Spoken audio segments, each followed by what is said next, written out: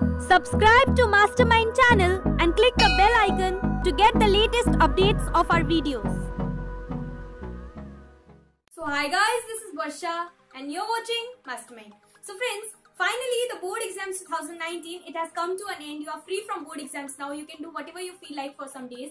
For some months actually, you are getting a holiday. And if you are in the same school, if you want to study in the same school, then many of your viewers, many of our subscribers, they have commented us that some of you, not everyone actually, some of you have commented us that your new session, that is for class 11, it is reopening, your school is reopening, and new session, it is commencing from 8th of April. So friends, it is very sad news, but you cannot do anything. It is not in your hand. And friends, now you're talking about your results, board exam 2019 results. Most probably it will be declared by the council. Actually, it is given online first, and then you get from your schools, but you do not get instantly from your school.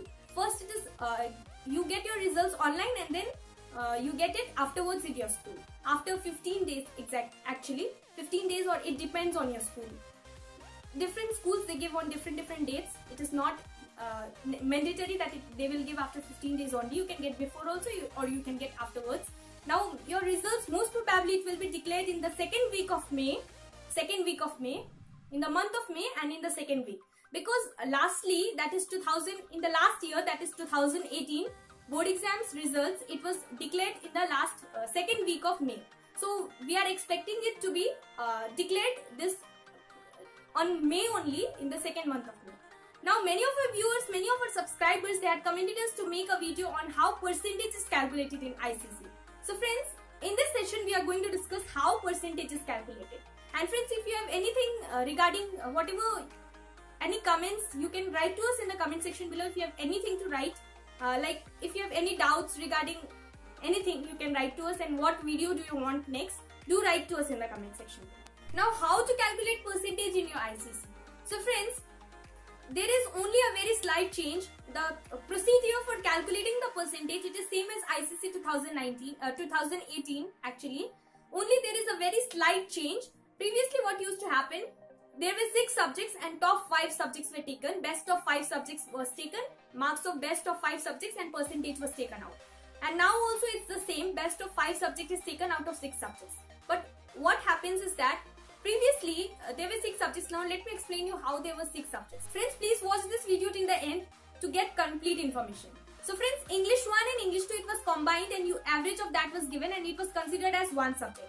After that, Hindi or Nepali, whatever you are taking, that was one subject, 2 subjects. Now the third one, mathematics, it was 1 subject, 3 subjects.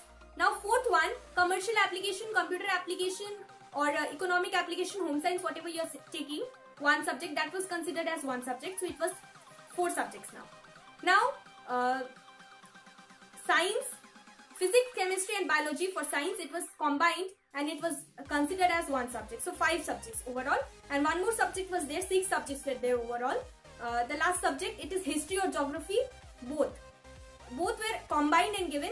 History and geography, both average of both the marks, whatever you are getting in history and whatever you are getting in geography, both the marks were combined, both were summed up, and it was divided by 2. So you get average of that. So overall there were 6 subjects. So overall 6 subjects, history, geography 1 subject, English 1, English 2 1 subject, science, all the 3 subjects are included, physics, chemistry, and biology. After that, mathematics individual subject, computer application individual subject, and your Hindi is left out. Hindi 1 subject, or Hindi or Nepali, whatever you are taking, 6 subjects. And English is mandatory. You have to pass out in English. The pass marks for English, or all the subjects, pass marks is 33. You have to get pass marks, and English is mandatory. You have to pass out, and whatever 4 subjects, 5 subjects are left. Now 6 subjects were there. 1 is compulsory. English is compulsory. Now 5 subjects are left. Out of that 5 subjects, best of any 4 subjects will be taken, and it will be added. Best of 4 subjects plus 1 subject, that is English, it is mandatory. So overall 5 subjects. So best of 5 subject marks will be taken, and percentage will be taken out.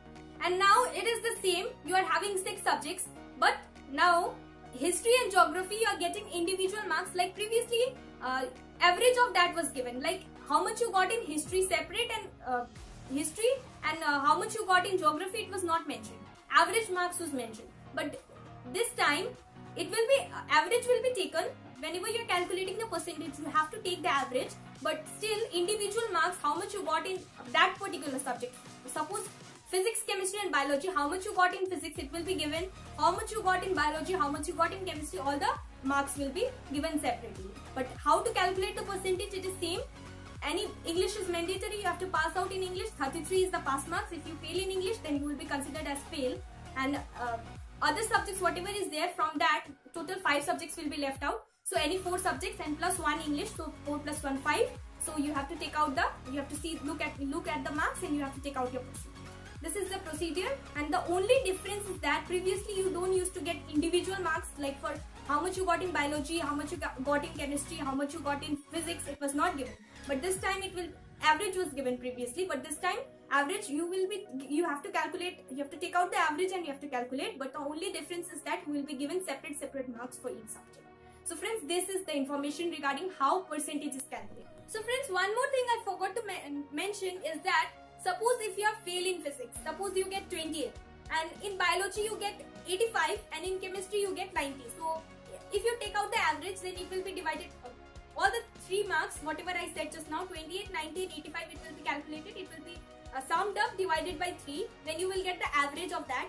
Now after taking out the average, if you get above 33, you will obviously get above 33, then you are passed.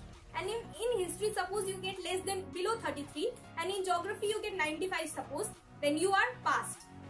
You are passed in your social science, you are passed in your HCT.